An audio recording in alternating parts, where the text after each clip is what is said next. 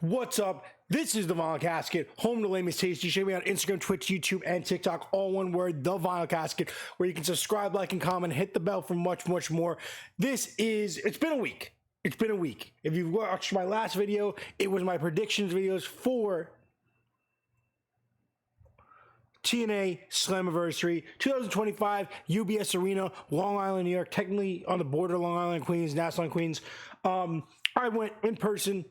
It's been a week. I've processed all the matches that I saw from the entire pre-show all the way to the main event. Went there with my friend. It was incredible. It was a great experience. I'm going to talk a little bit about the overall experience that I had there. And then I'm going to go through the match card like I did with my predictions, tell you what I got wrong, what I got right, and a little bit about each match, how I felt, and I'm going to rate them. My rating system is going to be A, B, C, D, maybe an F in there. We're going to see how it rolls. It was overall a very good pay-per-view. In my experience, I have gone to a good amount of wrestling events at this point. I've done 2 regular AEW Dynamites and AEW Grand Slam. I went to Forbidden Door last year at UBS, which is the same place as this. So this is now my 4th wrestling event at this venue. So that's going to be a good comparison to how TNA handled a venue where I've seen AEW put on weekly shows and a pay-per-view. And then I've also seen Ring of Honor. What was that? Death Before Dishonor last year in December at Hammerstein. And then next week I'm going to Monday Night Raw at the Monday Night Raw after SummerSlam at Barclays Center. So that will be my first WWE live event that I've gone to, but I've talked a lot about wrestling throughout this channel's history. Every once in a while, I used to do live streams, whatever. Okay, this is really cool because this is my first TNA event. I had a blast. I think it was organized very well. Getting in was super smooth, way smoother than sometimes with AEW. It was in, out, security. This venue is a great venue for wrestling. So in, out, no problem. Merch lines were set up at multiple spots throughout the arena, like always, making it easy. So if the first line was massive, you walked to your seat, there was another line. Everything there was great. Viewing of the seats was really good. We had really good seats. But I guess there were sections that were blocked out and not sold, which is strange. There was like 2 or 3 random sections all the way down. I think it's because they were right behind like the camera areas and like the crane area and stuff like that. So I think they've blocked those off because basically those views were going to be hindered and the camera might go over people and stuff. So it might be a hazard. But they weren't really enforced because people were just moving around and just go and sit in those seats. And that was really, minor annoyances, but overall managed well. Presentation was good. The ring was really small in my opinion, smaller than normal. And like I've said, I've seen 4. This is my 4th event there. So it looked small. It would move very close. It was a short ramp. I feel like normally they do a longer ramp and it goes more towards the middle. It was whatever. Sometimes the camera crane got in the way of where I was sitting, of just like trying to take photos and stuff, but overall was great. The Jumbotron is great. You have multiple angles inside the Jumbotron, outside the Jumbotron. You're able to see everything from every angle, no matter where you're sitting. Great venue. From the way they staggered the event was great. The way they came out and presented stuff, how the pre-show was done by Busted Open was really well done. Entrance music was all great. Everything sounded great. No hiccups. It was a very well presented, well ran event. Okay, now we get into the actual card. So I'm gonna go here. We'll start, I believe, with the pre-show. Nope, that's the wrong thing. Boom. That wasn't the first match, but this was Jake something. Stephen Macklin, the international title holder, world champ, whatever. Mance Warner versus Real One, Fatu, Zilla Fatu, and Josh Bishop from Fourth Rope. This is a really good promotion. This was a very good, like, short-term storytelling that, like, I guess has been laced a little bit over time, but really the week prior to this event was like a really good story being told, and it was executed very well and was fun. I predicted that Fourth Rope was going to win, and they did. That was really cool. I'm going to give this match in my opinion, it was short, it was fast, so I'm going to give it a C plus maybe, but it teeters on that B minus area. It was a really good match. Everybody in this match was really great. It got to showcase some new talent, a new promotion that's going to have an event against next month in like Paris or something. Really cool. All these guys are great. It was Zilla Fatu's debut in the company, which could lace him somehow into NXT, which is really cool. Okay.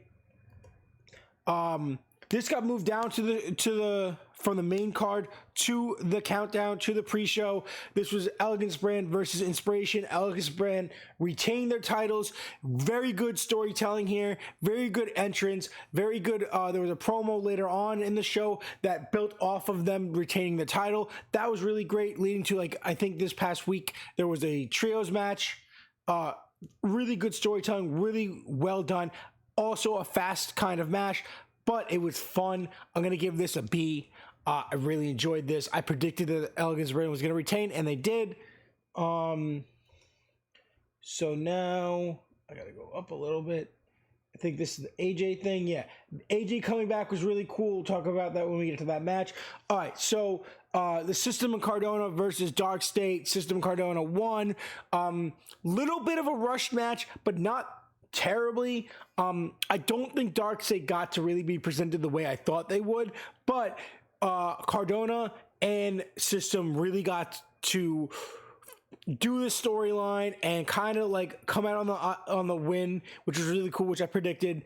They were all dressed in TNA colors except for Matt Cardona, who just had his normal like Macho Man style coloring costume, which is weird because normally he goes for like the big presentation. But this was a blast. It was a really good match. There were some good highlights, and it really put the story in a good direction, just not the direction I thought it was gonna. But I'm gonna give this also a B. Tessa Blanchard versus Indy Hartwell. Indy Hartwell won. I predicted that. I love Indy. I love the crowd involvement with everyone turning on Tessa. No one really enjoys her. We all know why. I'm not going to discuss it. It was very blatant with the cheering. Well, she turned on the announcer, attacked the ref, attacked the announcer, attacked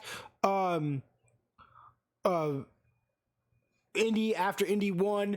And then by the end of the show, she was indefinitely suspended. There was another promo with her getting into it with oh my god, I'm not gonna think of his name.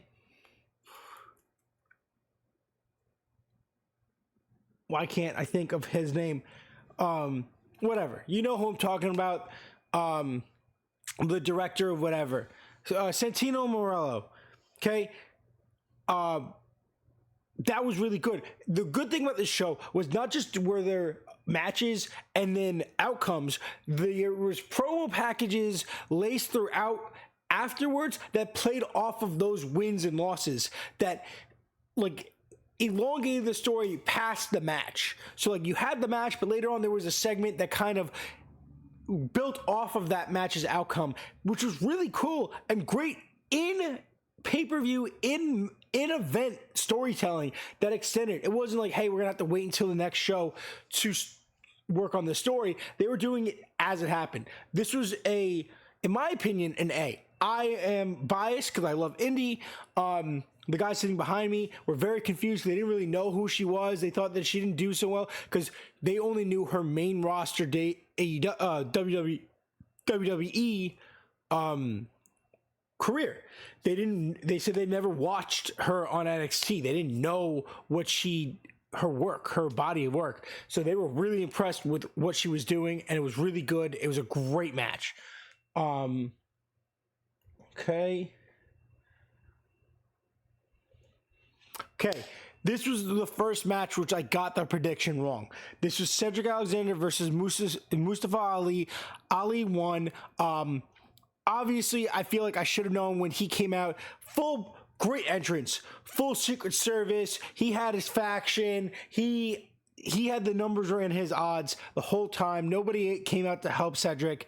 So it went in that direction. I thought Cedric was going to win. I was wrong. Really good match. I'm going to give this a B+. Solid effort on both guys. And it could have, honestly, even when I did the predictions, I'm pretty sure I said it could go either way. These guys are really like close to where they are. It was a great match. It was a great outcome. And I had a great time with this. It was just an awesome match with two amazing wrestlers. Okay. I'm not going in order of how the events happened. I'm just having them how I had laid them out here when I did the predictions. This was the tag team title 4-way ladder match. The Rascals, the Nemeths, the Hardys, and First Class. Hardys had the title. Nemeths had the title. Hardys won the title again. Incredible match. Great spots laced throughout this entire thing. One of the Rascals actually wasn't able to come.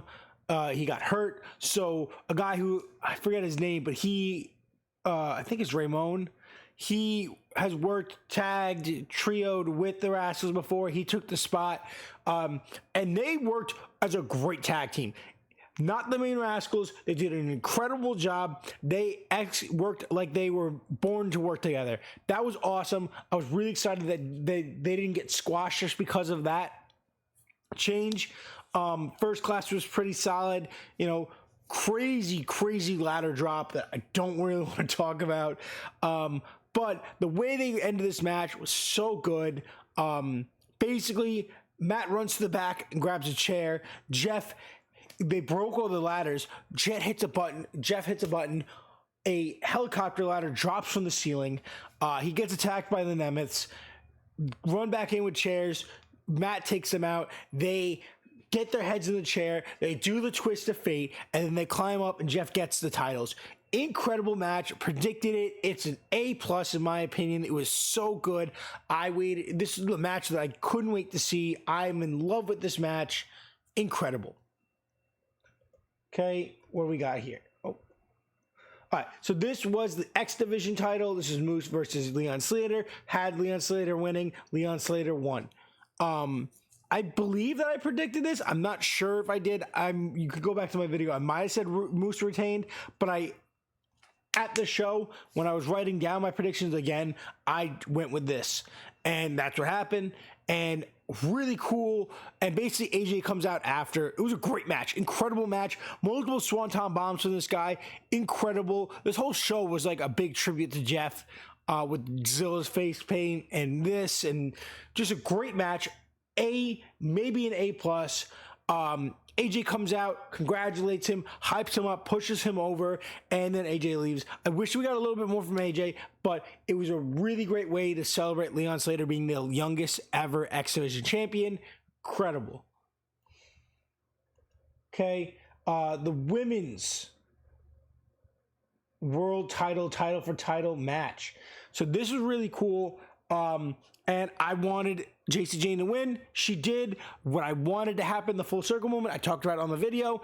Didn't happen. No Gigi Dolan, no Priscilla Kelly. But she has both titles. I'm excited to see what they do with that. Incredible match from both of them. They really kicked butt. I'm giving this an A. I thought it was great. You tell me how you feel in the comments. Okay, and then finally, the disappointment of the night. And what ruins this pay-per-view, makes it from an A+ pay-per-view to an A-, maybe a B+. Into this, the packages going into this, great. Everything they laid up, great. The entrances, amazing. Joe Hendry's entrance, incredible.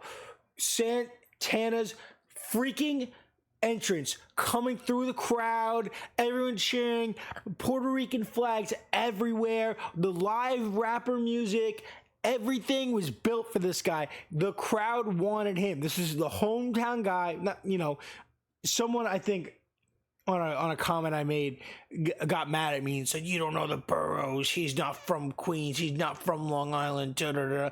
He's from New York, and when a guy from New York fights in New York, that's his hometown. That's where he is. If Matt Cardona is in New York City, that's his hometown. If Matt Cardona is on Long Island, that's his hometown. If Matt Cardona is in Long Island or the boroughs, that's it. That's what I'm going to call.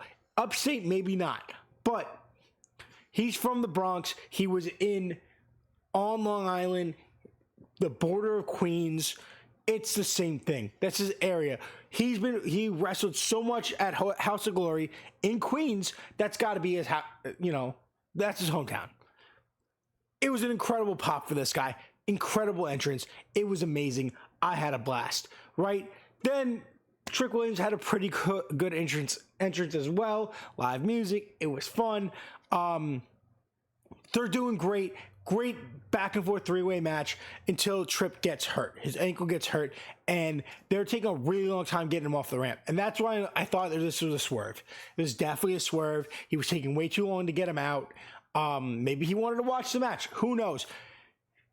As soon as it gets to the point where Santana's about to get the pin on Hendry, right? And at this point, Hendry was about to pin Trick, and guest announcer was Frankie Kazarian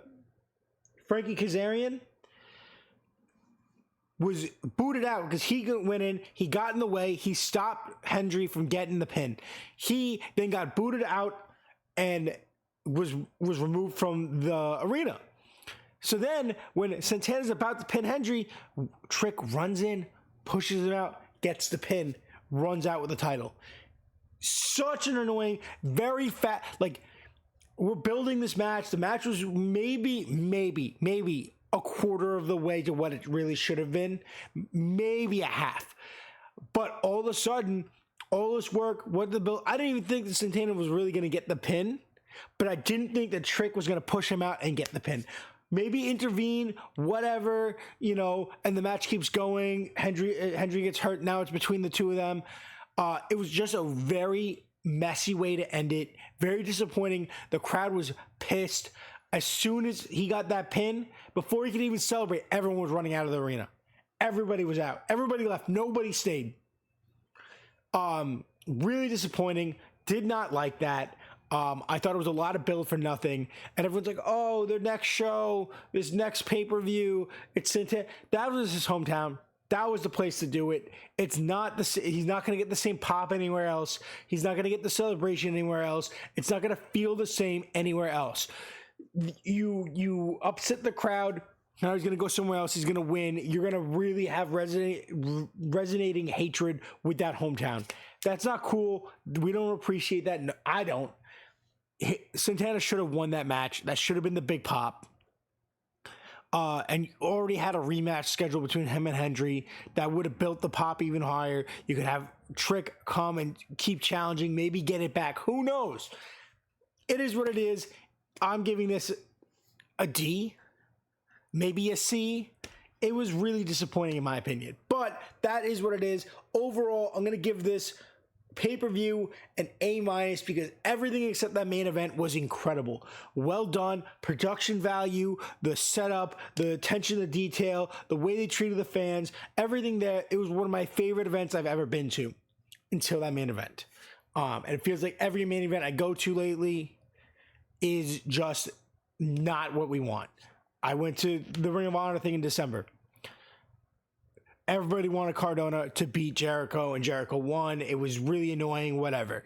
This was a huge swerve that really pissed people off, but it is what it is. Get in the comments, guys. Did you watch it? Did you go? Let me know how you guys felt. I'm sorry it took me a week to really make this video. Been working a lot. I've been doing overnight, so I haven't gotten a chance to really sit down and do this. But that's my video. Remember, guys, this is the home to Lamest Haste. This is the Vinyl Cast. You can check me out on Instagram, Twitch, YouTube, and TikTok, where you can subscribe, like, and comment. Hit the bell for much, much more. Do me a massive favor and stay lame.